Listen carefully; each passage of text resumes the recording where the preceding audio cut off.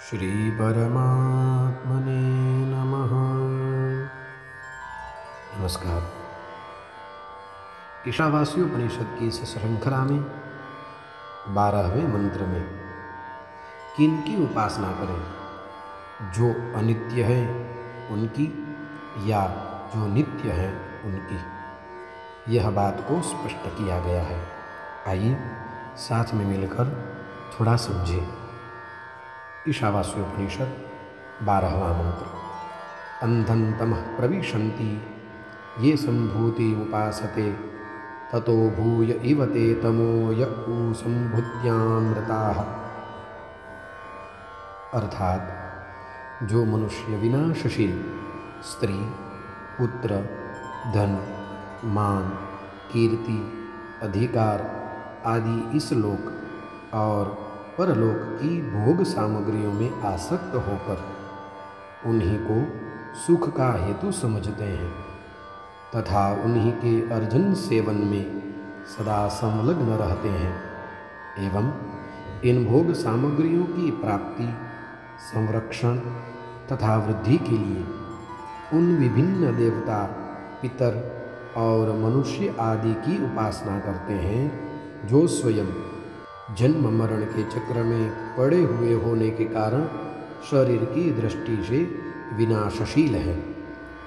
ऐसे वे भोगासक्त मनुष्य अपनी उपासना के फल स्वरूप विभिन्न देवताओं के लोकों को और विभिन्न भोग योनियों को प्राप्त होते हैं। यही उनका अज्ञान रूप घोर अंधकार में प्रवेश करना है। तात्पर्य यह है कि जो अनित्य है उनकी पूजा से जो फल प्राप्त होता है वह फल भी अनित्य ही होता है।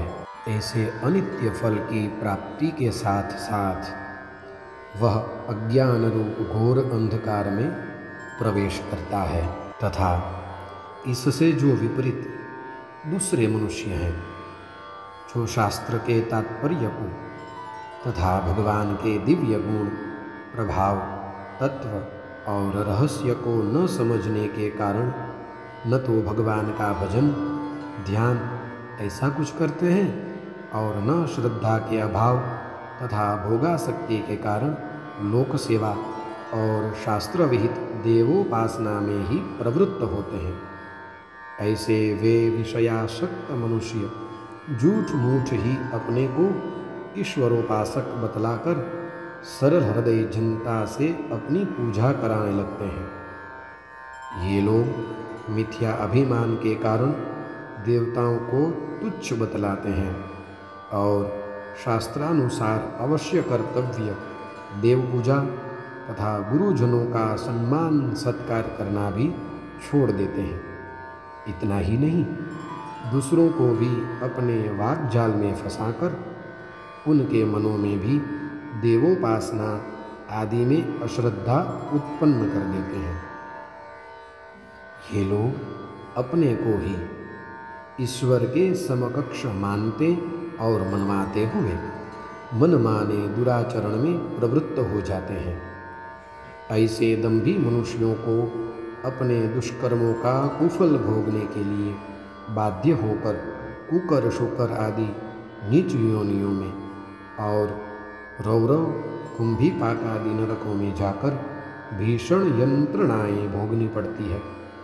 यही उनका विनाशशील देवताओं की उपासना करने वालों की अपेक्षा भी अधिकतर घोर अंधकार में प्रवेश करना है। तात्पर्य यह है कि जो भले ही अनित्य हों लेकिन जो शास्त्र विहित हों, ऐसे देवों की, पितरों की, गुरुजनों की जो पूजा करते हैं उनको भोग, ऐश्वर्य आदि की प्राप्ति होती तो है, किंतु जो यह सब भी पीछे छोड़कर अपने को ही ईश्वर मान बैठते हैं तथा शास्त्रों को भी कुछ नहीं समझते, ऐसों की दुर्गति अवश्य होती है और वह दुर्गति अत्यंत कष्टप्रद और भयानक होती है।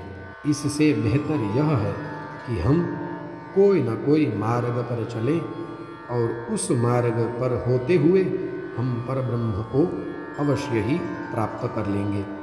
लेकिन वह मार्ग शास्त्र में बताए हुए हों वैसा होना चाहिए। तो अभी के लिए बस इतना ही। अस्तु। श्री हरि।